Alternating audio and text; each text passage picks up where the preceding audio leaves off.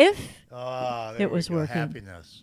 We're happy. So, welcome, listeners, to the mighty KGHP. And it's Wednesday. It's 5 o'clock, and this you're is listening. An overdub. This is post-production overdub. This is a show called Harbor Spat. Yeah, you're not kidding. Starting off that way. Yeah. It is. But we have someone to break it up when the fight really breaks out. God, yeah, we have an interview she's today. Seen us in action before. Yeah, she's gonna go to the whip hand and smite us very soon if we don't smarten up. All but you right. are listening to Harborchat, which airs every Wednesday from 5 to 7 p.m. or as long as we feel like, where we discuss all things Gig Harbor and the Key Peninsula.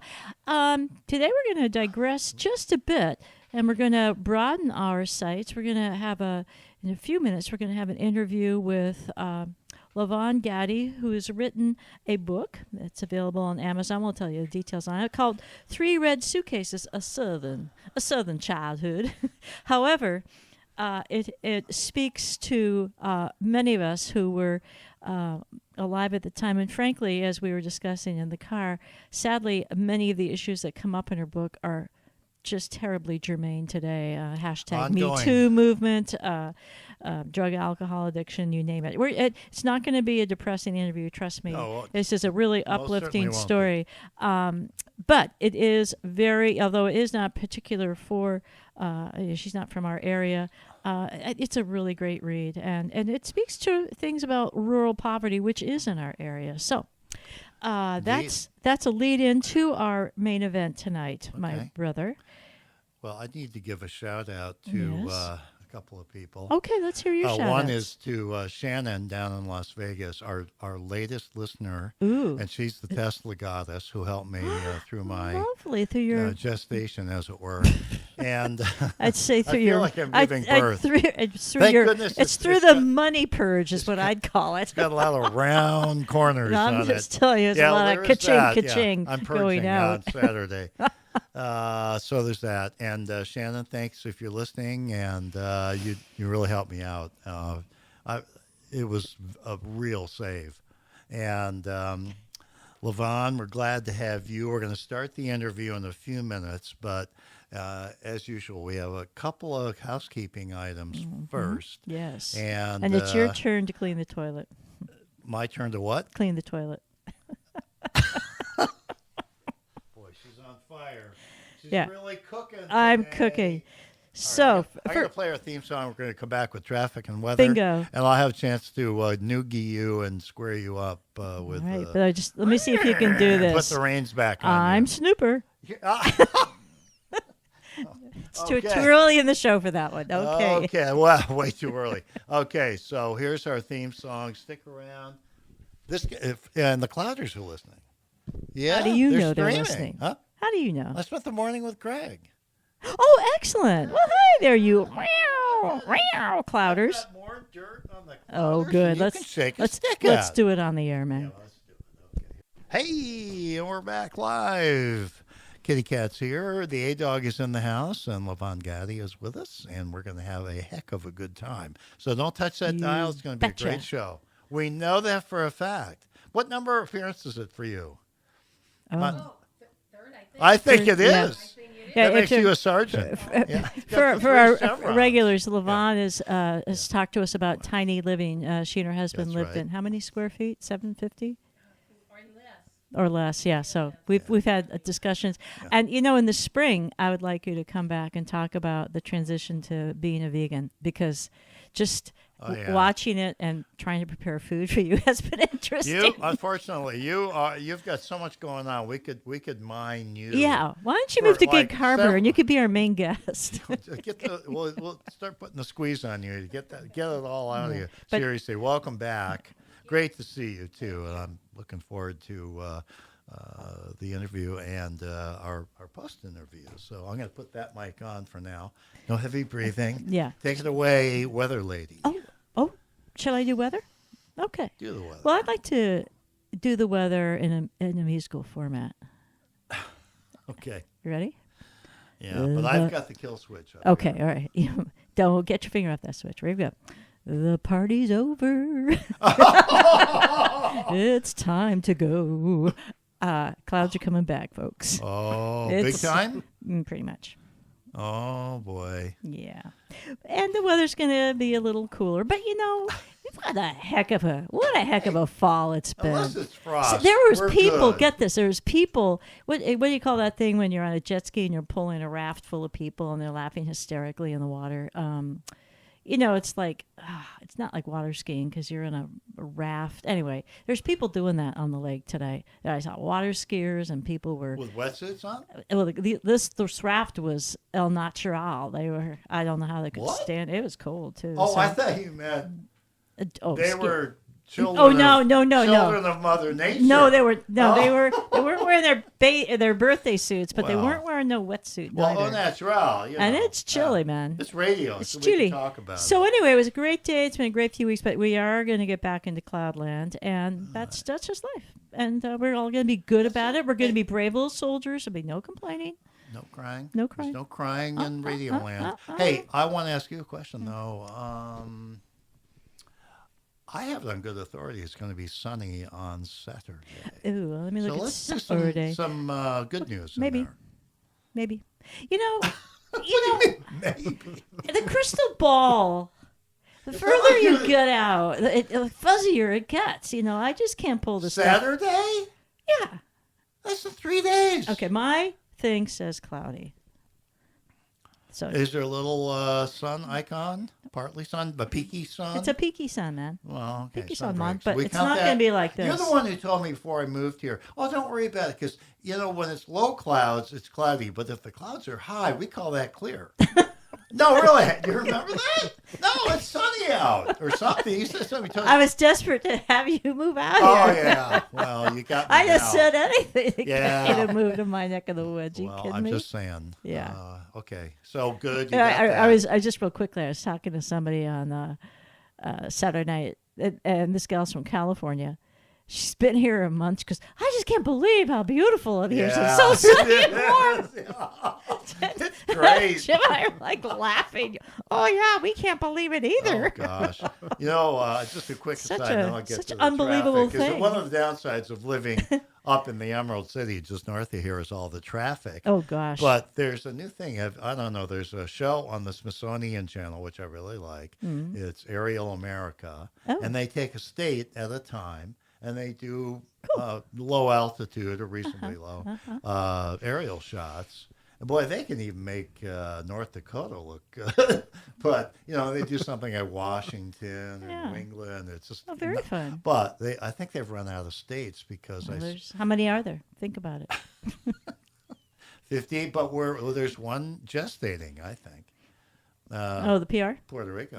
There's a mixed bag there. I know. I know. Yeah. But anyway. We won't go there. We're running out of that. So they're doing cities now. And the one we happened to catch when it was almost over was Seattle. Mm-hmm. And doggone if that isn't. The Chamber of Commerce ought to just copy that and send it out. All the realtors. I don't think we need any more. I know. We don't need any more people. It made me want to Seattle. move there, and I know how miserable the traffic is. So I like it on the other side of the bridges. No. And I hope when you do your traffic report, you are going to mention that abomination in downtown Gig Harbor. I feel like I am in Seattle. Which abomination? The detour, where you can. No, in Gig Harbor. Oh, I just encountered that because I come down Stinson. Yeah. Well, I could do that. So that's my beat. So there you go. How it's far on does you. that go on Harborview over to Rosedale? I saw the barricades were up. Yeah. Okay, we'll talk about that later. I want to get to you it's commuters. jiggering things up. Hey, we have people to commute. We've got an interview. So why don't you do your blessed traffic? Yeah, and the other thing about do not mention Blood Red this week. Could you just skip it? Okay. Thank you. It's going to kill me. But, traffic. It's not terrible. It says heavy traffic. But actually, I'm seeing more green than I normally do going through Fife. So that's a blessing. But, from where 18 merges on I-5 South, Federal Way, that is, and going down the hill, it's red. And it's very dark red. So that's not a good sign. How dark? Well, it's very dark red. I'm trying to follow your rules here. And then you make that big sweeping right-hander into Fife and come to a screeching stop near the Poodle Dog and the Pickwick. But your choice on that.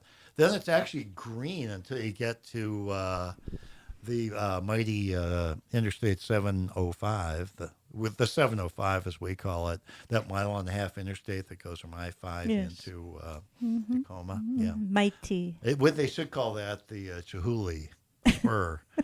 Chihuly Spur. That'd be good. Chihuly Spur. Okay. Yeah, they should name it. And then it gets red up You know, past in the California, Tacoma they name their freeways all the time. You know, the Golden State. Hey, listen, ours is named too, and it's the Schuster Parkway. Oh, and he was this congressman in Pennsylvania that kept having roads named after him because he was the king of pork. I love the Chihuly Spur. I think that's a great name for the Bud Schuster. I'm going to look it up so I have something to talk about next time.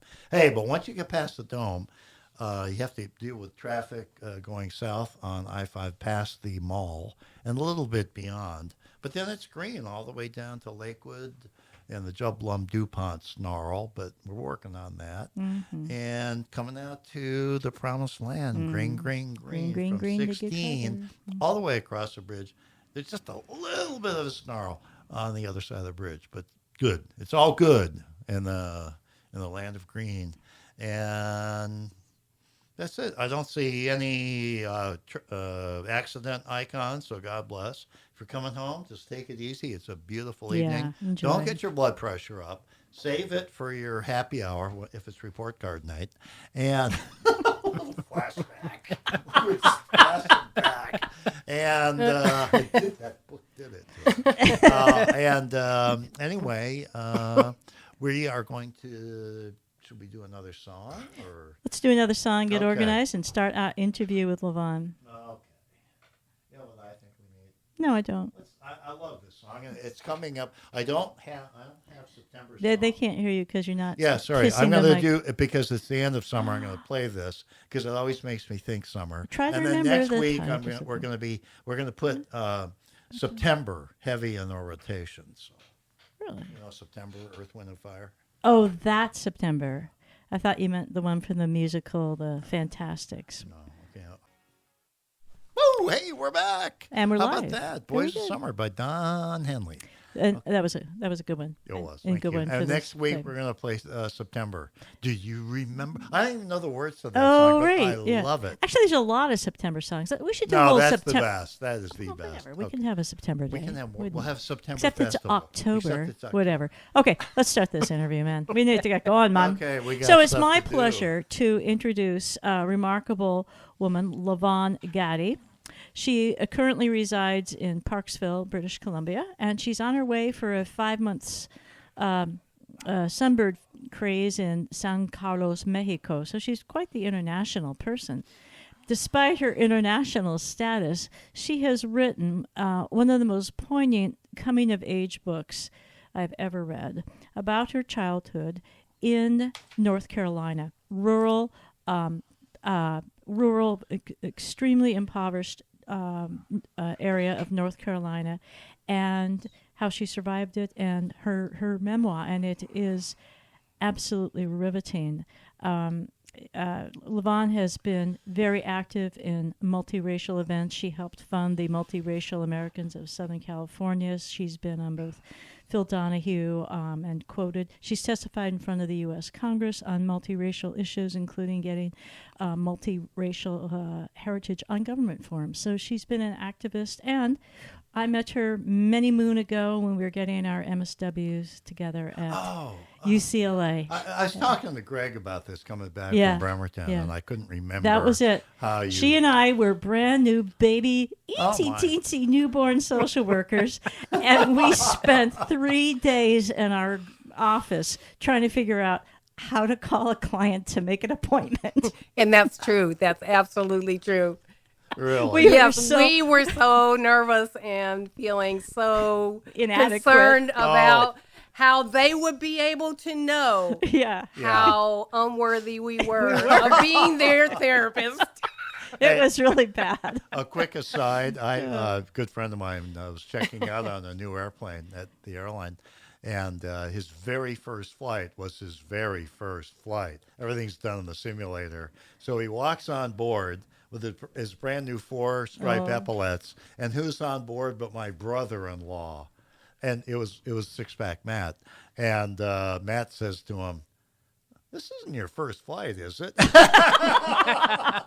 and Kirk, who looks kind of like a Doogie Howser, goes, "Yeah, it is, and I've never landed the airplane before." Oh my gosh! But he did not make a PA about it. But No. you've got to. Got to start somewhere. Yes. Jump in. And she and I started that somewhere in that counseling center in Pasadena, California. Yep, a child There guidance is center. that leap of faith, isn't there? I'm trained, I'm here, may as well. It was amazing. But our friendship has lasted through. We had similar careers, divergent careers, but Levonne has always had this incredibly creative streak. I just want to brag on you a little bit. She is an amazing artist, and she has. I have a lot of you couldn't do that in my voice. In my super egos, I was saying no, don't do that. That'd be silly. You could never do that. Levonne just does it. She doesn't have no in her vocabulary. She thinks, hey, let's try it, and she goes for it. So Levonne, welcome to the show. Indeed. Thank you. Yeah. Thank you. Harborchat has never been better, and I've never seen the adrenaline and enthusiasm meter so far in the red. So welcome. All right. Congratulations on publishing your book. Thank you. And tonight I'd like to talk a little bit about the book itself to give people a bit of a hook. And perhaps in the second part of the interview, talk a little bit about the process, because the process is really a fascinating story. And we recently had Al Bartlett on, who is a local author who wrote Tomorrow or Yesterday's Wind, which is also a very nice read. And so we got a sense of his process. Your process is recent. This book was released when? When was your release party? This past summer. So this is 4 months past release. Yes. And how long ago, because we talked a little bit about this before we started the interview off air, but how long was this book in the making? Well, now this book was in the making for my entire life, and that's not an exaggeration. I first lived it, and then I went away from home as a young adult, really 17, 18, and spent the next 2 decades trying to recover from it, literally, with therapies of all kinds and a journey of healing. Looking for happiness in so many ways. And answers, I'm sure. Yes, and then there was a point where I realized that this therapy kind of road wasn't going to be the road that would take me all the way there. And so I totally took a dive into the creative life and writing. And I didn't really talk about these things anymore. I began writing about them. So then I would say another couple of decades of developing my writing skills and of, just really focusing on that's funny noise in the background. Oh, sorry. that funny noise. Yes, no worries.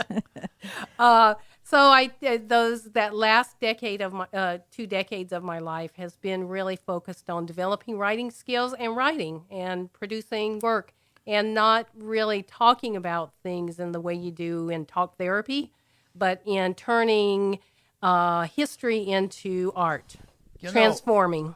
You almost sound like this started out as journaling, because I know I'm not a MSW, but sometimes when you're writing something down, kind of for the record, it may be for your eyes only, but you're really revealing maybe even more intimate details or more real information about yourself than you would even for a trained therapist. So you're in the process of journaling. You're working out a lot of the kinks and putting them down there, and having written it out. Okay, you remember, because you can go back to the record, if you will. It's not like being in a therapy session which apparently we all have in common. But seriously, it's not the same thing because you don't recall the exact word. You don't recall what you were feeling and what triggered it. Whereas if it's written down, you see it again. So Yes. I imagine for people that maybe are struggling with things like that, maybe starting a journal. But maybe you speak to that. Well, the other thing that really strikes me about this book, and I think it comes through because you've spent 20 years on it, really, is the clarity of the memories and the sensations. And I just opened the book, and twigs tangled in my hair. I didn't care. All I wanted was to get to the creek. We were like wild animals lobbying through the woods. We ran downhill. Lee yelled, "Watch out for snakes!" And the whole thing brought me back to my childhood. And we're about the same age. And you and I were doing the same thing, Alistair, in the woods. Right, except we didn't have snakes to look out for. It was Massachusetts. And well, it's just the way you describe it, the twigs going in your hair. And it's absolutely throughout the book. And it's those details that really hooked me as a reader. Some of the gritty descriptions of the home where it was just really so rough, and in the winter so cold, and the descriptions are just so clear on what that was like. And let me just say too, this is 1960s Yes, North thank you. Carolina. I'm a child. This is very rural, and the thing that wouldn't be apparent even if people were looking at me is that I had a very multiracial experience. I look like a white person. My cultural upbringing was as a black person. Both of my parents are multiracial. They both had both a Caucasian parent and an African American parent. My father's Caucasian parent was actually biracial herself. She was Indian, Cherokee Indian, and Caucasian. So I come from a very interracial heritage. And the South at the time, North Carolina, was very segregated, following that historical one-drop rule. If you have one drop of black blood, you're a black person. We identified as black people, regardless as to how we looked. And my first through seventh grade was in an all-black school, elementary school, and this was quite the experience. So that's just sort of like laying the groundwork for what for me turned out to be a very intense experience growing up as a child. In that segregated world where in the 60s, civil rights marches, blowing up buses, blowing up churches, people being killed because they're doing civil rights activities, our leaders, the Kennedys, Martin Luther King being killed, being assassinated. So it was a very, very tumultuous time. And it was very intense. Well, that's part of why I think this is truly an American read, because that civil rights movement upended your childhood in many ways. You know, you were thrust into integration, and you had to experience that. And as you very kindly put in your book, nobody was prepared for it. The teachers weren't prepared for it. The other students weren't prepared. They didn't know how to do it. And it was a really very painful time in your life when you had to do that. And it's like the powers that be said, well, we got to make some changes, but we're just gonna mix the kids in together and let them deal with it. Great. So you've got this partially formed brain and very little processing at ability at what, 6th, 7th, 8th grade, Right. And now you guys are the cutting edge for integration, Right. And then the segregation in the South. It's like, right. what? And nobody had the skills. The adults didn't have the skills. The kids sure didn't have them. And now, but your memories of it are so clear. And your heart aches for this child that is thrust into this. Can I tie two of these themes together too? Because yes, you are describing just the whirlwind of your experience in those times.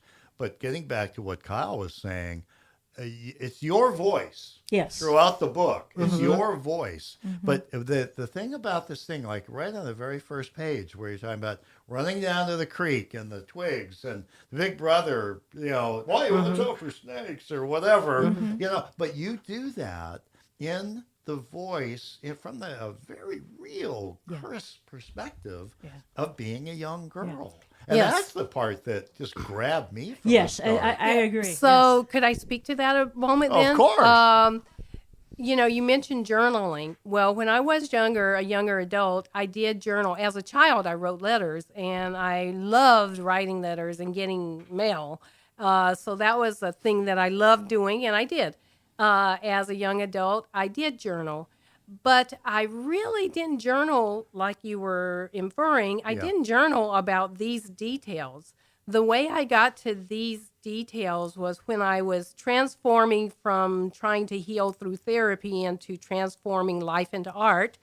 I even though I had been through much therapy, many sessions talking about these things, they were still burned into my brain and into my mind like a crystal clear movie. They were there every day. I thought about them regularly. They were triggered. These memories were triggered. So what I did to start this process of writing was that I wrote down a sentence that captured every burned in memory that I had. So I ended up probably with 1,000 memories captured in a sentence. Then I went back to begin organizing, and I broke things down by age, by period, like childhood, early adult, and later. And then began looking for themes. What are the themes here? Because of course I didn't want to write a book. It wasn't advised to try and just write about 1,000 memories. So I looked for themes, and the themes that were dominant were the racial issues. They were burned in, and I had a lot of rawness around that. Sexual assault, that was another thing. My parents' violence towards one another and their abuse of alcohol, which led to that violence and set them up to be violent with one another. So these turned out to be the themes. I also went away from home and started working at age 11, partly as a way to get away from this crazy family, and I jumped at the opportunity to go live somewhere else and get out of this little crowded 2-bedroom house with my 3 brothers and myself all in one bedroom, and my parents just behind the wall. So I jumped at this opportunity at age 11 to go live with this old white woman, as we all referred to her, Miss Richardson. And that in itself became quite a journey and quite an experience. It's a striking part of the book. That was something. So I just, those were pretty much the themes: the racial, the going to work early in life, that integration piece, the sexual assault stuff, and the violence. It was all interwoven. And the alcoholism and you do a wonderful job, just to speak to substance abuse, because it's so common. You do a wonderful job of weaving it through your parents' lives. And that's one of the pieces I like about the book. It's not just about you. It's really a journey for your mom and your dad. And I think you look at that clearly and with a certain degree of compassion. You tell your parents' stories in a way that you just see this little black boy who's got to make it at age 11. Yeah, he went to work at age 11. He left home at age 11. He was on the road. Yeah. He didn't even have a family to go back to. That was in 1924. Yeah. And his Yeah. way, the people he was working for, I think they were white. Yeah, they were white. Their way of soothing him and them was drink moonshine. So he started drinking at age 11 or 12 as a way of comforting himself. So you begin to see how, and I just appreciate how gentle and loving you were to your dad, because it was a horror show for a long time, but you were able as an adult to see his pain as a child. Really, he had to pick. I got to be on my own. My mom can't afford me, and he did it. If I'm not mistaken, it's a more fresh read in my mind yesterday. But doesn't he end up coming back into that and working for, coming back to that family that first took him in, so to speak, and now, this won't ruin the book, but now he's working for the son of the guy who took him in. Yes. And he's 15 years older than the son. Yes. But not entitled, not empowered, not powerful even. Just and now another hired help. That's what happened. He left at 11, and then he's and the alcohol that he was drinking, the White Lightning, doesn't meet purity standards, and so a lot of the impurities in the homebrew were definitely eating away at him more than just regular alcohol. Yes. Yeah, but good point. But the point that I am trying to make is, boy, that you talk about just marching in place for so many years. I imagine he had some anger, and the alcohol was the false refuge, but it was the only one that he had. He was out of his family of origin, and he was trying to make his way, and a hard worker. My parents were very hard working. Yeah. You might use those words, functional alcoholism, because they were functioning in the world. My father went to work every single day and took care of his family as best they could, given the situation that they were born into and that they lived in. So I do have compassion for them. I always felt love for my parents, and I always felt their love for me.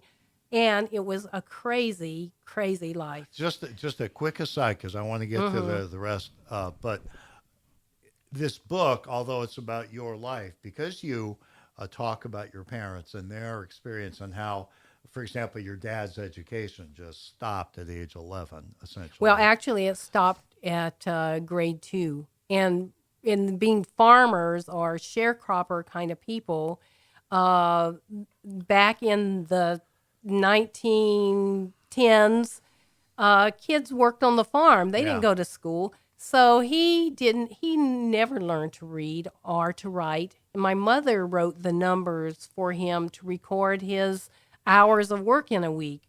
He would sit and say, I went to work at 8, got there, and I got left at blah, blah, blah. And she would say she'd write it down and calculate, add and subtract. And I watched them do that ritual of recording that basic numbers. He could not read. My father was illiterate, what you would call illiterate. And yet he was thrust into. We talk about rural South and the travail or the turmoil and travail that you went through, but just imagine him marching off with a bindle sack over his shoulder. Yes, it was a bindle. At 11 he's years marching off, unbeknownst to him, into the Great Depression. Right. With no education. Right. Illiterate. I mean, it's just astounding. It is. The part of the book, the very beginning part, I thought was also fascinating, and this was basically the rape of your grandmother. Yeah. I don't name it as a rape. Okay. I'm very clear about that. All right. I'm very clear, and it's up to you to decide. Okay. And it's up to me to decide, and it's up to her to decide. Well, true. Thank you. To decide what that was, because I am not judging it. With power imbalance with a power imbalance, if there's a slight liking, What I mean, what is rape? I don't know. I described it as best I could, knowing what I knew. Okay. But I did not name it a No, rape. you didn't name it a rape. It It, felt No, you did it was not. a power Yeah. imbalance, and Yes. it was. They didn't talk about it in advance, as I understand it. yes. Something happened, and the result was my mother. Right. And something happened repeatedly. Right. And I think, and again, yes, we don't have the details, but you do get a sense of what happens when there's a gross imbalance of power, when you're dealing with people that's an empowered white class versus a servant, and how that plays out. And it does not play out always in the best way. It must have been very difficult. But I like that piece. And we're talking about probably, well, within 60 years of Reconstruction, really. That's still that sense of, I'm white and I will do what I want. And that's kind of how it works. It's taken a long time for people to accept that the reason that the penalties for rape are so high is because it really is a crime of violence. And that's the thing that's taken a long time for society to catch up with. And I'm Violence not even going to and go power, over the past couple of years, which have been just disgraceful, about how people try to turn that around somehow. But I also want to say, I want to commend you, because even in your own personal experience, you're writing about that event. I had to just close the book and think about it, because you were so not poetic about it, but you wrote about it in a way that anybody could read and come to their own conclusion. And I thought that was just magnificent about how you approach that stuff. There's nothing vulgar about it. There's no, there's no salacious details. No. But the way you wrote about it showed a real sensitivity to anybody who might be reading it. And to plus, show them. it was like you wrote about the way. How old were you at that point? Oh, are we 12? talking about my own Yes. experience? Yeah, that was 12. 12. Yeah. You wrote about kind of like a naive 12-year-old would write. Yeah. It's like, what is going on? And this is uncomfortable and weird. And I like that, because, again, your voice as a child, and I think this is the thing I love about this book. It doesn't matter whether you're describing something like that or your interactions with your different friends and how they, sometimes they were more fun than others, and your descriptions of your kid. But it's written, and you go, yeah, this is exactly how a naive 12-year-old would look at this situation. And the dynamics in elementary school. I'm going to change the topic entirely. But can I say about that, what I would do is write these memories out in a scene for 30 to 45 minutes before I would go to work during my about 15 years ago is when I started. And I also give myself retreats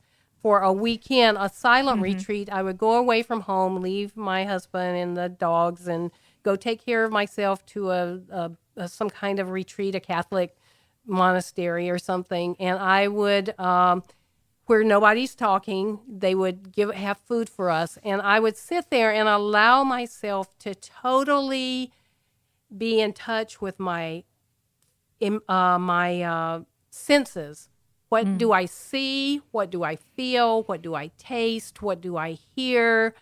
Total sensory. And I would just meditate on the memory and let the emotions come and let the feelings be stimulated. And then I would write what was stimulated, what my hand felt like, what I saw, what I heard, what I smelled.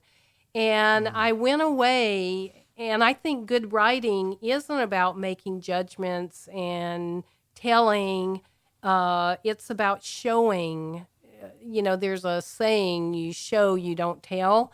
So the showing is showing myself and showing you what happened. It isn't about drawing all kinds of conclusions. It's about sharing the experience through sharing what was happening to my body, really, and my thoughts and my emotions. Well, and it not just that part, but but even your elementary and the crazy relationships with the kids there, which are typical kid relationships, they come through so clearly.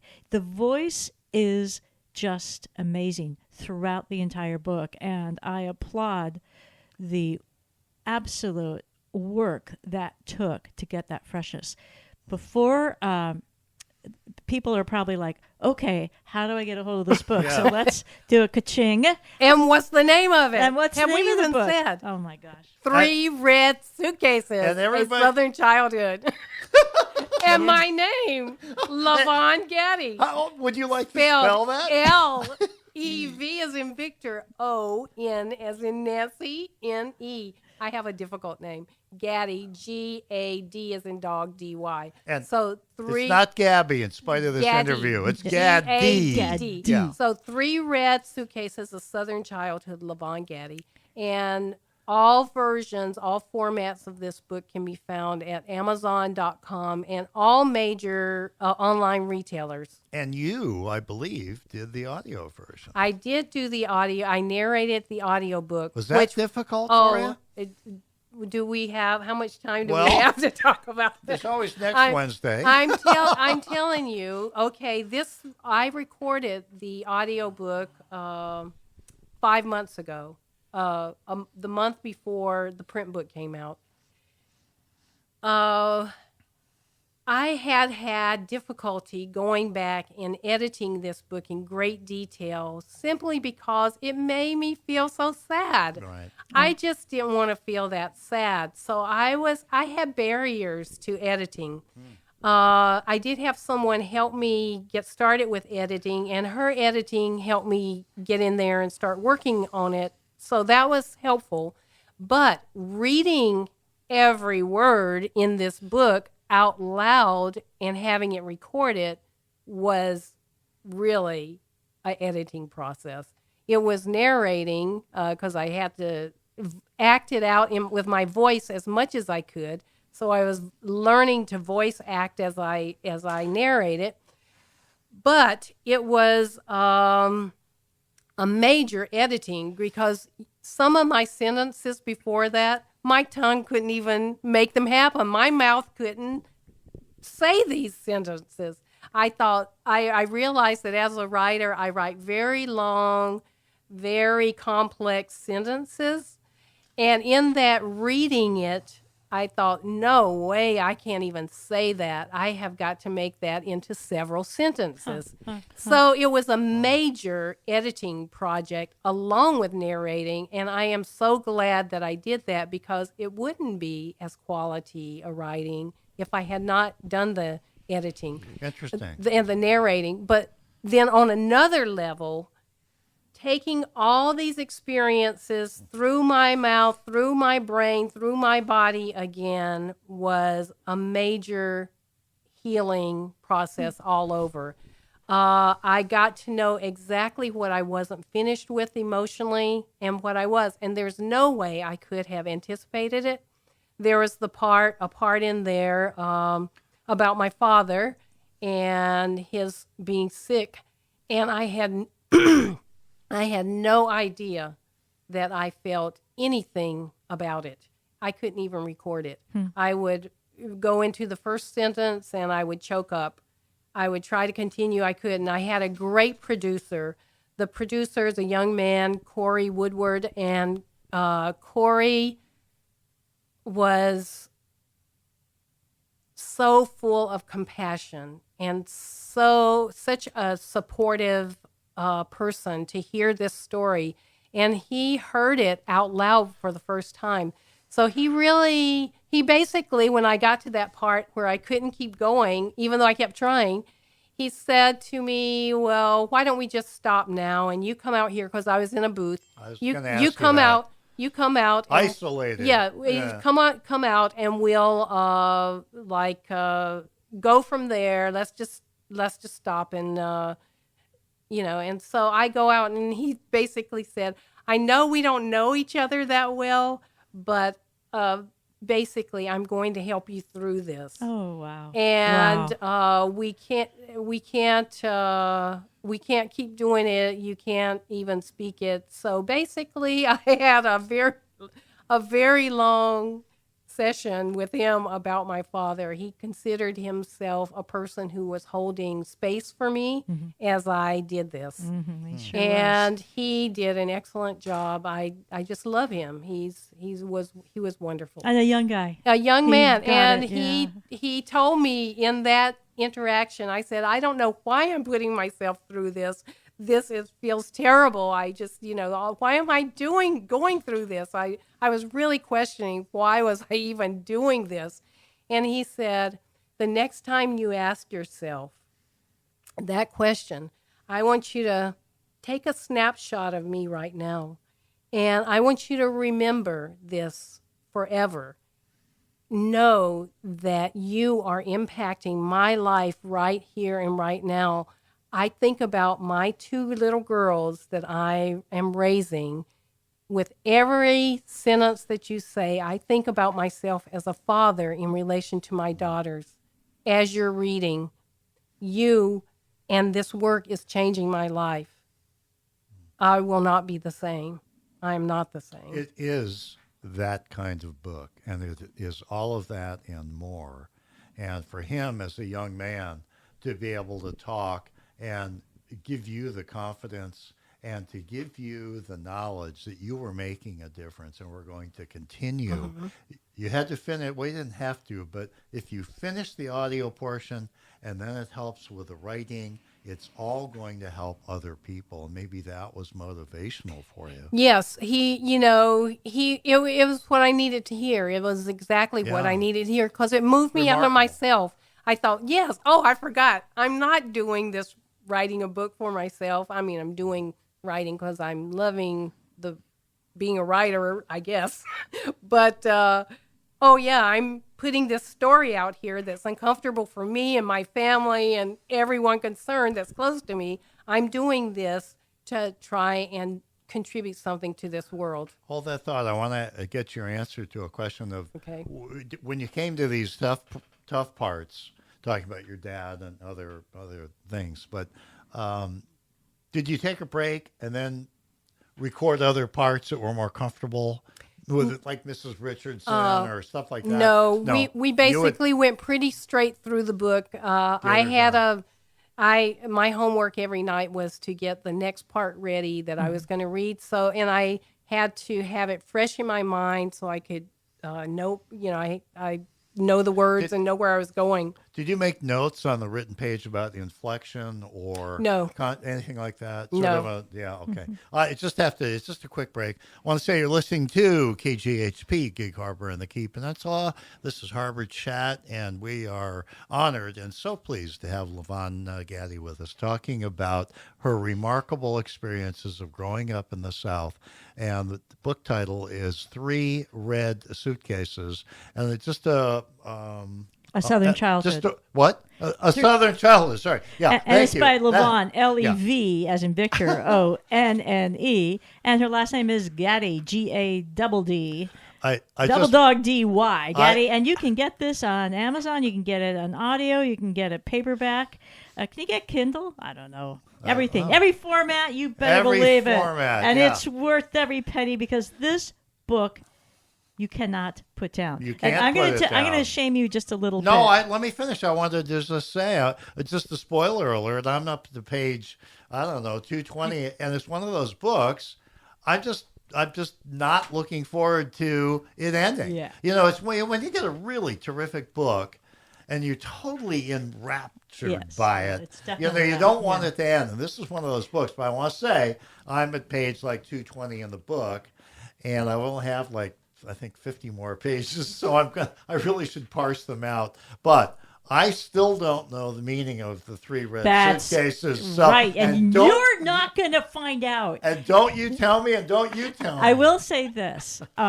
First of all, I'm going to spank my brother publicly. I have an idea. I had to beg him to read. Please just read one chapter. This is such a dear friend. I want this interview to go well. She plays me better than anybody. And so I bought him the book. I gave it to him 2 weeks ago. He still hadn't read it Sunday, and I had to do two things. I sent him a text, which maybe he got, but then I texted his wife, and I thought, and then she bribed me with some homemade chicken curry. Between the wife nag and the sister nag, he'd at least read. And this is as of Sunday. It's only Wednesday, folks.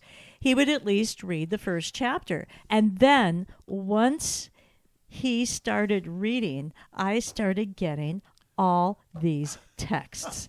And oh my gosh, they were delightful. And I could tell he was totally Well, I had to laugh. At the end of hooked. chapter 1, I thought, I can't just read one chapter of this. She played me. Well, could I also say that every person that I have talked with or got a message from personally who has this book says the first thing they say is, I could not put it down. Yeah. Oh, yeah. Exactly what you said to me. That's what right. And they also say, after we stop talking, I was so sorry that it ended. I didn't want it to be over. I did not want your story to end. And I will say to that there is another 2 more in the works. And it will not end at the end of this book, because I think I had interesting. I got the front seat in this life, a front seat for all these issues, and it didn't stop in my childhood, because early adult was very interesting too. I went to college, an all black college, thinking all my problems in the world would be resolved. This white girl going to this black college, and it just like all compounded. And then I left the little town and went off to the city. And so that was a whole story too. So it's been a very interesting life.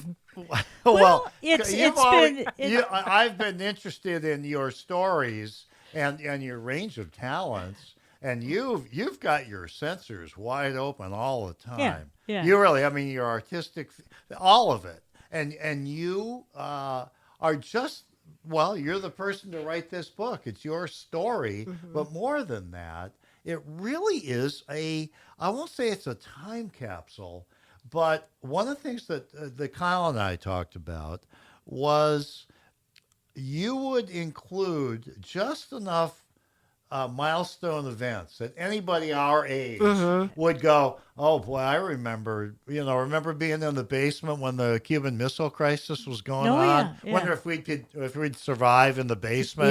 We're safe here. I had my corner picked out. That's for sure. Yeah. But seriously, just enough little mileposts. You don't dwell on it, but you explain how it impacted you and your family, more stress in the family and all of that. But anybody that went through those periods, the assassinations, I don't know, anybody that lived through that was moved by it. And this book reminds you about that. And it's your story, but it takes everybody back. Yeah. And I took great pains to be historically correct. A child thinking back in time can be foggy. A person thinking back in time to your childhood. So I did a good bit of research to make sure that I was remembering the right times of assassinations, and I made sure to get that historically Well, you correct. did, and I wanted to say another thing. It had nothing to do with contemporaneous references, but the joy and excitement that you felt about getting your first bicycle. Is there anybody that has had a first bicycle that doesn't remember that? Oh, my royal steed, I'm free, I'll ride that thing all over, and you did. Yeah, and I was a girl, too, with a bicycle, and boys got the bicycles back in my childhood, but the girl I had a bicycle. Oh, boy, I really felt you were kind of liberated back then. Hey, and spoiler alert, as soon as she got this bicycle, the first place she went was back home to show her brothers. Yes, Miss Richardson, the old white lady that I worked for and lived with, and I was a caregiver for her and light housekeeping. very fascinating relationship we had. She made sure I had a bicycle because I had to have a way to get my little 11, 12-year-old self to the grocery store so I could pick things up, and to the post office so I could get the mail, or, I had to have a way to run the errands. And she didn't want to run me home whenever I wanted to go down to see my family, so I could just take my bike. So she made sure that I had some wheels so I could do my job better. There you are. And have a little self-sufficiency. Well, she gave you a sense of that. I'm going to ask you, Alistair, to read the text you sent me yesterday. I just wanted it to be fresh in your mind because I'd like you to expound upon that. I just thought it was an amazing text you sent, and I just want to discuss it a little bit. So again, this book, 3 Red Suitcases, A Southern Childhood, by Levonne Gaddy, is available through Amazon. Great read, really vibrant, has top reviews. And as my brother has pointed out, there are, again, because of the freshness, because the child is so clear, it just harkens back. I love the little interplays with your childhood friends and how it shifted when he went to the integrated school and all of that.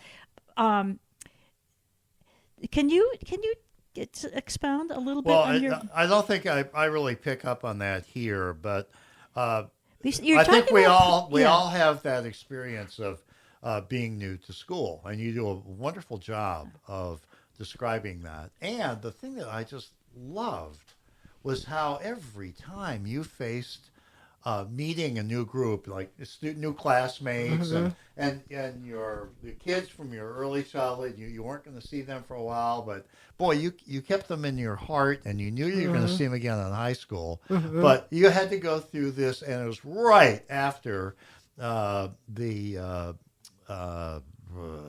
Brown versus Board of Education decision was put down, and all of a sudden you're thrust into that. But your sense of, I can hardly wait to make a new best friend. I just thought was just indomitable. And I want to speak to that in a minute. Also, teachers, if teachers are listening, this is a great book for teachers to read because it really talks about those social relationships and how Levonne, you were a bit of a chameleon. And in the school, which was all for black kids, you were a little scholar. You were a leader. You were highly respected. You were doing well. And then when you go to the other school, you're rejected by both the staff, many of the staff, and the kids. And your escape valve was to be the class clown. And when you get back... It's not a good thing for me. No. But you are very funny. I might be funny, but the way I did that did not make me feel good. But it was almost a survival thing. It was but that's the thing, thing. And I think and teachers are aware of this. But that's why that class clown is acting that way. And how when the tide shifted and you went to high school and you're back with your old friends, you were like, I don't need this anymore. I don't need to be the class clown. I can get back to being studious and bright and a respected leader among my peers. And it derives, too, from the sensitivity of the teachers that you had. You had some really good mentors, some real important relationships with teachers who saw in you the leadership qualities and the brain that was percolating along. And they encouraged you, and then you went to a new school, and with all the stuff about the integration, and we have now black children in our white school. Everybody was like, it was just a tumult, tumultuous period. Yeah, and here are these kids just. No wonder you vibrating took a dive, from it. I can understand. Yeah, it. And the new math. Oh my God! When you talked to what the hell was that? Was that the school mathematics study group SMSG? I still remember it with the associative properties and my God! That was. I was in the seventh grade. That was Greek. It was unbelievable. Oh, new math. The new math. I didn't hear you. Yeah, I remember that. Yeah, that was not fun. Yeah. But I wanted to say this: the book and the whole thrust of this. What I said to Kyle in my text was, until I read your book, I've thought about why am I the way I am. and I don't come up to the clear. Well, I don't know if they're clear answers for you, but you're way more able Insightful. to talk about them and articulate them. But throughout the book, because it's a flow of your family history as much, well, not as much, but it's a part of, and you recognize how important the previous generations were, and your destiny. I won't say was predetermined, but your destiny was being formed before you were born in some respects, Yes. in many respects, especially with the mixed racial background growing up. Hey, I'm not saying it wouldn't happen in the North either. I'm not making that comparison. But during that time, oh my word. So you're dealing with a lot of things that were coming your way even before you were hatched. Yeah. You know, and Good point. people don't often think back to. I mean, I think about our family of origin, and I see my mom and dad coming from two very different backgrounds. We're pretty kind of familiar with our grandparents' story, but then every generation, my dad was shaped by his family of origin. My mom very much so. They're very different people, and then they come together and pop out 4 kids. Now they got to come up with a plan and come up with some cohesive way to manage the crazy. And in some cases it works, in some cases it doesn't. And if I may say, alcohol was a part of our family, very much so. And it's not something that is pleasant to think back on. But boy, if you've got that influence on top of 2 people trying to find their way, raising 4 kids, or what did you do? What was the final tally? Yeah, I grew up with 3 brothers. Had another one half brother after I left, but there was the 4 of us. Okay. Yeah. All right. Yeah. And It's a and the madhouse. alcohol is just that final twist on the pressure cooker. Yeah. It's already a volatile situation, and then you add some booze, and sadly, with your dad's case, I believe some organic issues as a result of. And I appreciate you mentioning that he wasn't drinking. Vodka. And that White Lightning had a lot of like distillate ketones parts. and other. Yeah, and it's, I'm sure that had a lot of Methyl deleterious. alcohol goes right to so- destroying the brain. Yeah. Anyway, yeah. Where were we? We're talking about how, and again, I think because Levonne has spent years, most of her adult life, doing things for other people, increasing awareness of multiracial issues, and as a social worker, lots of other things too. But you do spend a lot of time and expense really thinking things through for your own benefit. And this idea, I read a press release, and you talked about this story. Writing it was a bit like a patchwork quilt, where you had your 1,000 memories, your 1,000 sentences, and then you would carve out 45 minutes. And that's hard to do when you're working. And then, the odd retreat where you could really immerse yourself. And I just want to thank you and applaud you for doing it, because the volume you've put out, it really is, it's a very inspiring read. And I'm not going to talk about the ending, because that's a spoiler, but I will say, we had some discussions online, and you did with other people too. I love the title.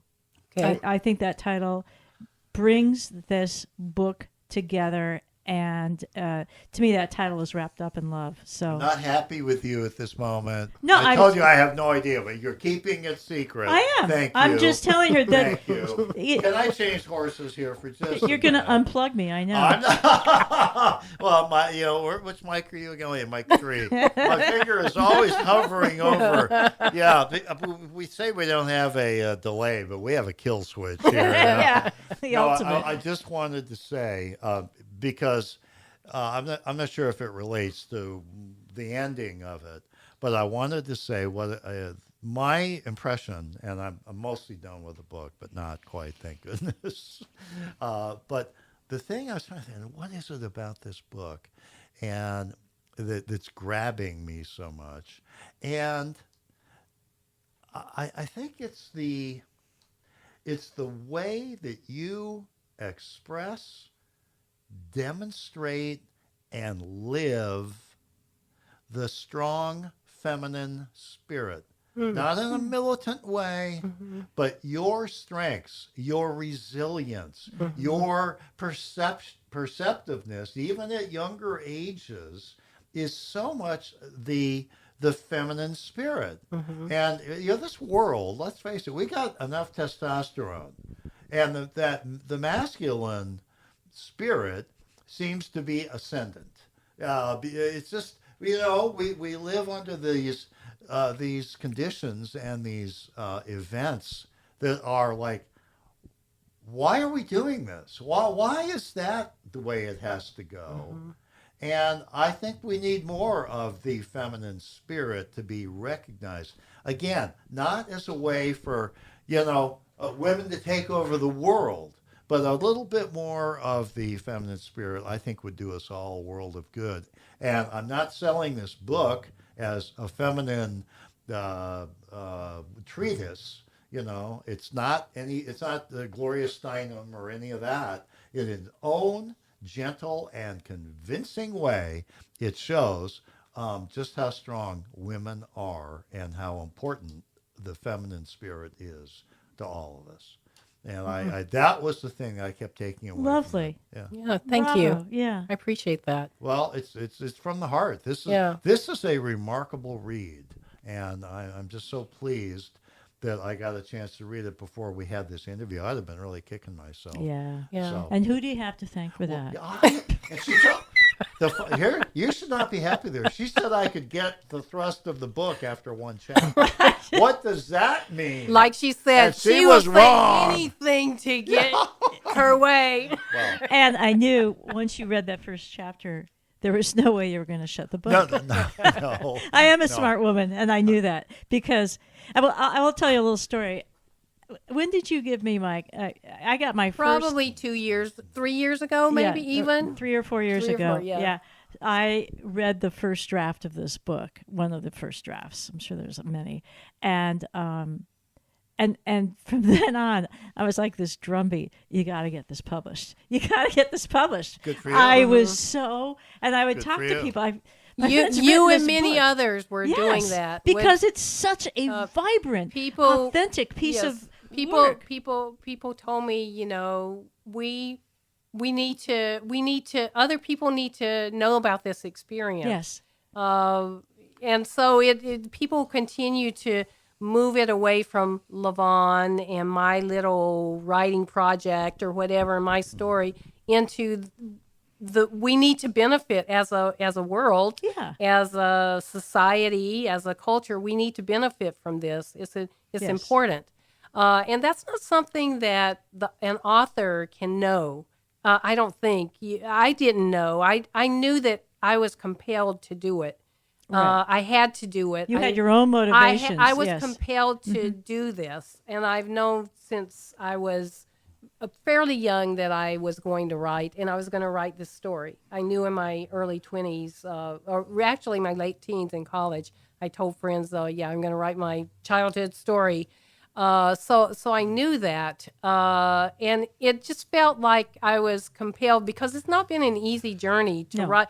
This writing business has not been easy for me, and I'm sure not for a lot of people. I started out wanting it to be perfect as soon as it came out of my head onto the page, and it took a lot of years of resisting it not being perfect and continuing to work on it. So you do kind of have to age or mellow as a writer and grow as a writer. It's a process. See it from another perspective, a little older, or another thing may trigger a memory, and then you go back and look at it for clarity. But I just want to tell our listeners, this book will enrich your lives, and it's, what's the word I'm looking for? It's instructive, but not in a preachy way. It's not didactic. It's not you telling the world how to shape up. It's just spelling out things that happened in a time and place where anybody that buys this book will be able to relate to. But it's just It really is extraordinary. I'd like you to, Levonne, to address. I don't want to spend a long time on this, but it seems like you have hit the sweet spot in self-publishing, and we discussed. I think it was this morning or last night. I can't remember, but you were talking about. Could you just address, just briefly, what the publishing world is like? And why, if someone's out there thinking, oh, I'd like to write a book, but, oh, then there's the vanity press. The vanity press is gone. Talk a little bit about how publishing has changed in the last 10 years, because I think... Yes. Well, I finished this book over 10 years ago. And at the time, I tried to get an agent and a publisher. I put it out there. It was the same time that Oprah Winfrey was having a crisis with having endorsed Million Little Pieces. James Fry I remember that. I don't know whether... he put out the book that was supposed to be a true story, and it turned out that it was not true enough. And so I was, at that very same time, I was trying to get a representation and get a publisher. They all said no, and one person that I met with in person, an agent, said to me, well, do you have to write it as a true story? Can't you make it as fiction?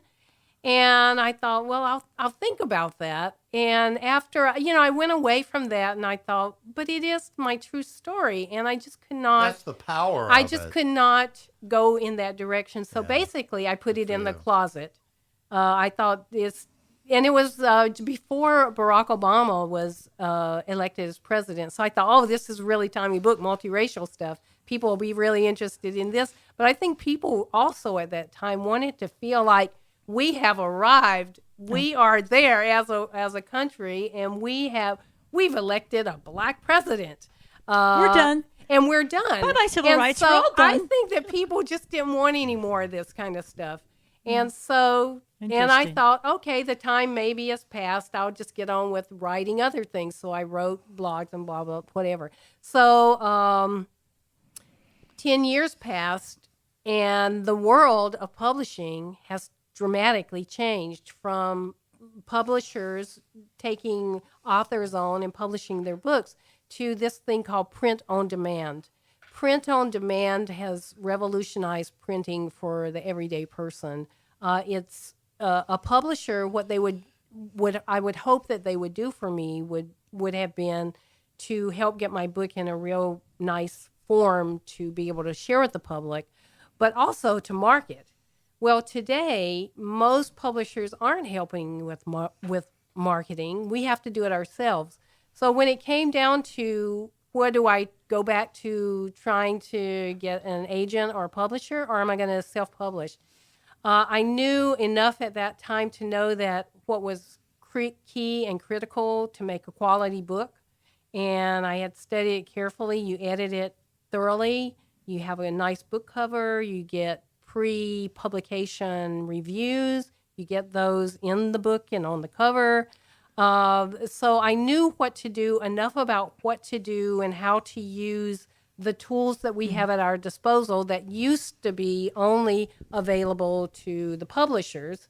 I learned how to do those, and I said, I can do it, and I'm going to. And it's been a tremendously big job, but I have done it. And I do appreciate a publisher for pulling all these pieces together, like the cover and the editing, helping with the editing. Because if you've got 4 people in a publishing company that can do this work that I've done myself, yeah, I have hired out some of the making the book cover. But if I could, I appreciate help more than I did 10 years ago. I appreciate more of what a publisher can do for you, but I also appreciate what we can do for ourselves and the control that we have over a process and over the final product. I kind of like having all that control. This picture on the cover is my painting. I just sat down one day and thought I had hired the book cover guy, and I thought, well, I know he's working on it, but I think I want to play around with it too, because I have some ideas about what I would like to see on a cover, and I'm going to make some pictures, and I'm going to show them to him and ask him to do it even better. And so I painted this picture one day. I drew it out and just painted it, and I sent it to him and he said, well, did you want to do the book cover? And I said, no, I want you to do it. I'm just, sharing with you because I'm just having a good time. I did quite a few book covers. And in the end, when it came right down to it and he sent me the finals, this was one of them. And I said, oh, yeah, that's the book cover. And we all knew that this was the book cover. And I feel like I captured, I know that girl. Well, well, we feel like we do too. We just, I and our captured her in listeners this will painting. feel that way if they buy 3 red suitcases. And then what's the subtitle? A Southern Childhood. We said in unison. Yeah, but seriously, it's. I think Kyle might have told me that. I love that that was picture. Your, yeah, well, it's very nice. I think it's wonderful. What do these mean? All these things. It's artistic. Don't worry about it. Levonne, we're getting towards the end here. The book is very personal, and it certainly impacts people that are still alive. How does that go down for you, and how did you finesse that with your family? How did that? Oh, that's a bit of a hard story, and it's a little bit raw. Okay. I've had some. I have one brother, my older brother, who's in the book, of course, my brother Lee, who has been very, very supportive, completely supportive of this process. He was the only family member that chose to read this book, and he said, "I don't agree on all. I don't have the same perspectives," is what he said, and of course he doesn't. People grow up in a family and you see things differently, and based on who you are, you feel things differently. But he was very supportive. He said, basically, if anyone could write this story, you're the one to do it, and you did a great job. So my brother, who I was kind of scared about putting this out, our family life into the public, he was so supportive. Younger brother Dale has not read it, and for whatever reason, is not speaking to me about it, even though I have approached him. But I'm feeling like it's my turn to hold space. I've laid this on my family by writing about it and putting it in the world, and I need to allow them to go through whatever they're going to go through. My hope and my dream and hope for them is that it will do the same for them that it has done for me, which is to help me continue to heal a very painful, traumatic childhood.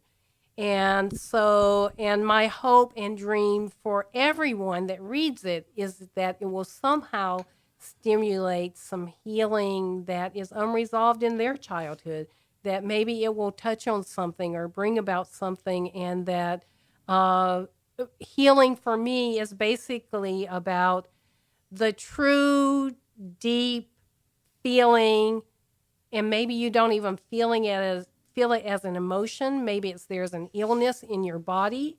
Your body is carrying these memories in its very cells, and it's my dream that somehow people that read this or hear about it, the stories in it, will have some of that healing and releasing, meaning what's in there clogging things up will flow out and will be more free as a result of it. So, in indigenous cultures, which came long before our Western medicine here, has a long history of their own form of medicine. And one of the greatest forms of medicine in indigenous cultures is storytelling. Mindful telling of story and mindful listening, mindful reading of story is healing. And indigenous cultures know this. They knew it way in the past, and they know it today. So, in a way, this is my embracing of that part of me that hasn't gotten a lot of embracing. That indigenous part of my background that went with history, the history of sort of wiping out native cultures and native peoples and when my grandmother came into this, and great-grandparent came into these mixed race marriages and assimilated into society, their culture was being erased.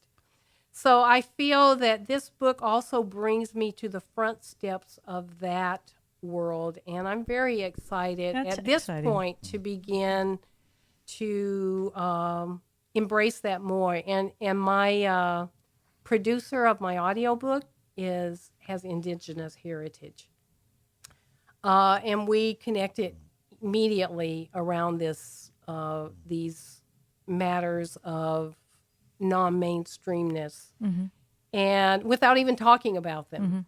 And there's something percolating in me around all this stuff that I'm excited about, and I'm loving, and I'm reading research about healing, indigenous styles of healing, the science that's out there about it, and there's a great deal of science.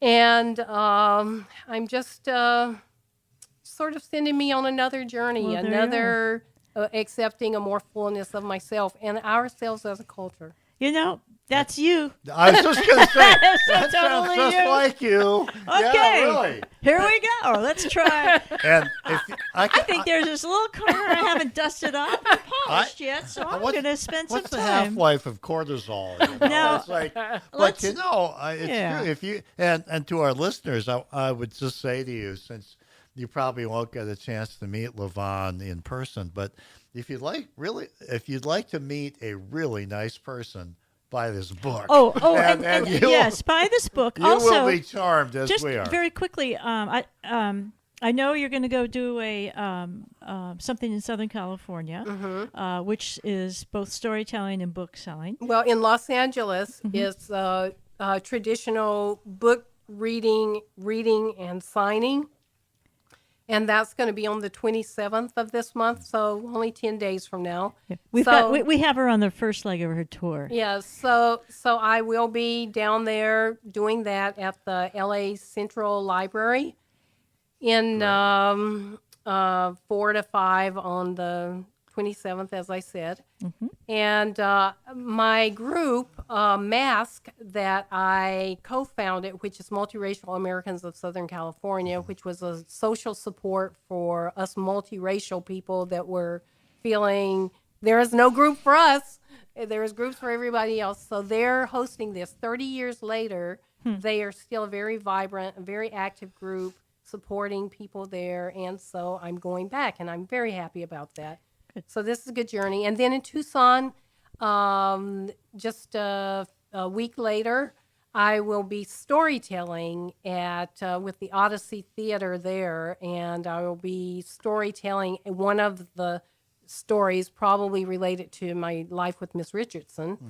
So I'll be doing a storytelling, and I'll have books for sale there. And in both events, I will be selling books. And when I go to Mexico, San Carlos, I'm hoping to do some things down there. And I'm also thinking about a North Carolina multi-city tour in the spring.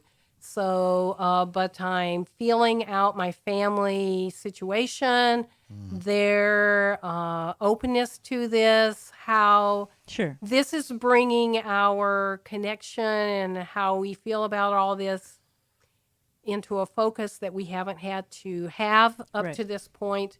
So that's, I have been invited back there by different stages groups. and different places. Absolutely. Yes. And so that's what's in the works at this time. Good. Now, if some of our listeners would like to call or contact you, or would you be open to giving an email? Or the email address that I would like for people where you can contact me is through my website, LevonneGaddy.com. L-E-V as in Victor, O-N as in Nancy, N-E, G as in good, A-D as in dog, D-Y. LevonneGaddy.com. It's a difficult name to remember how to spell. So LevonneGaddy.com. And you can go there and read all about anything you want to know about this book, and you can get the links to getting more information about the books and to about the book and about events that are coming up and You can also sign up there to get on a mailing list, and I can keep you informed about what's in the works, and also about the next book.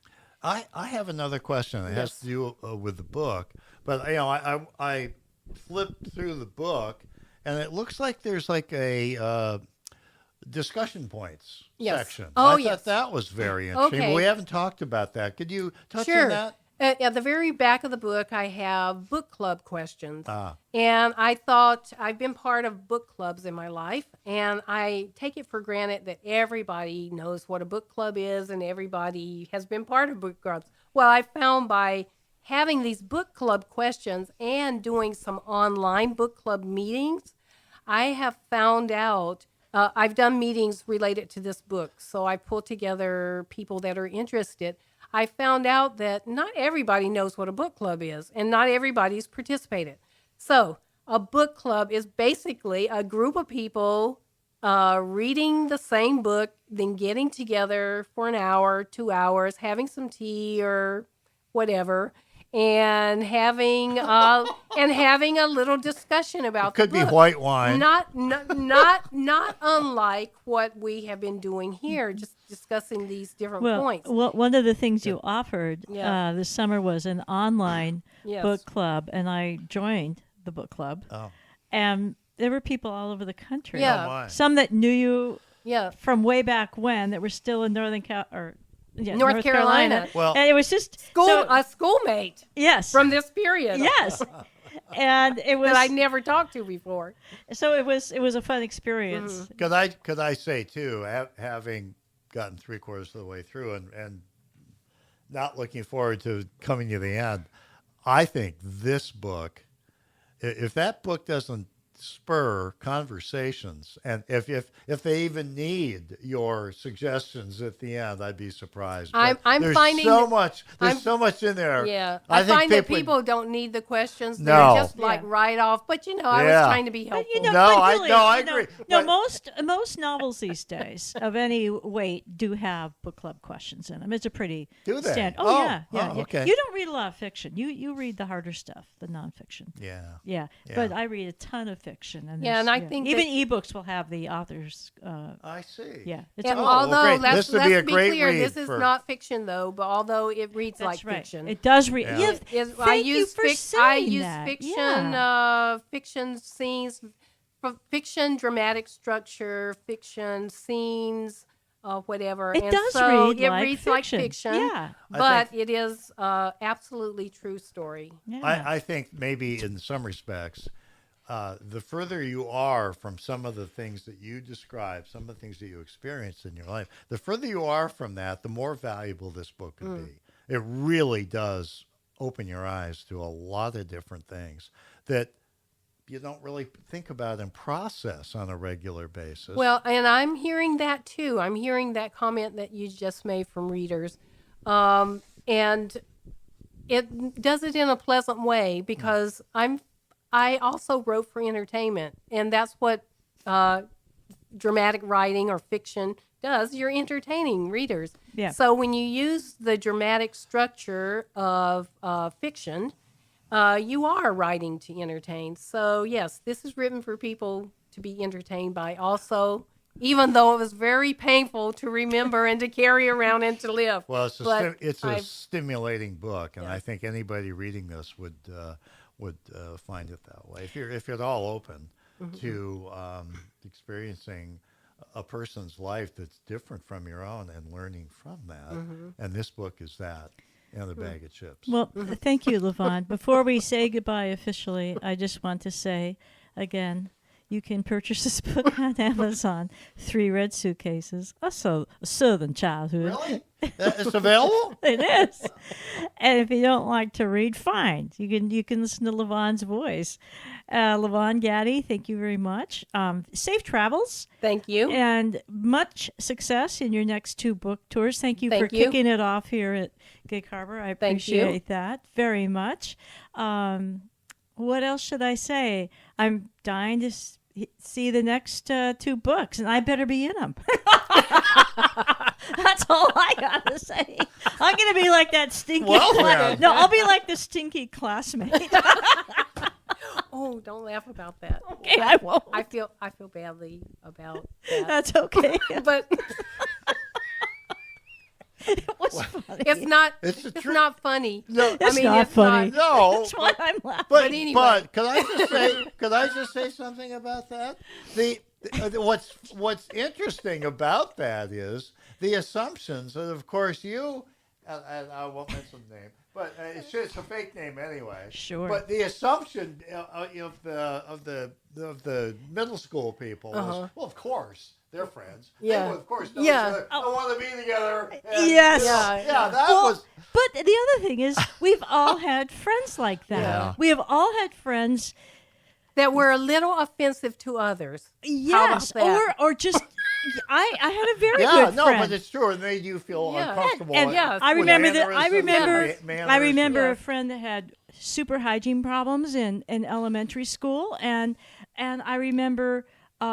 I mean, and that's what I like about the book. It reminds you of these Yeah, crazy things that happen in school. It's a real read. And it is a real read.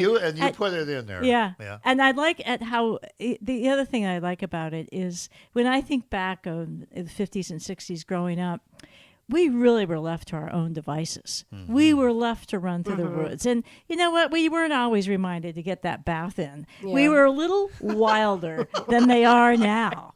And let the chips fall where they may. It reminded me of that wild and wacky time of growing up without a bike helmet and without seatbelts. Yeah, and, what a great free time it was, huh?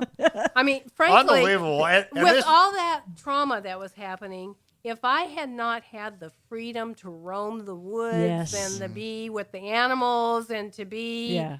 in the world as an independent person, how would I have made it? Well, you know- it Well, gave how- me what I needed to survive. Yes. how do kids grow Yeah. if they're constantly being thrown Well, on the back seat to go to soccer yeah, practice? but hang on. And all that. But you this- know, this- you had the freedom, and that bicycle was your ticket. Yeah.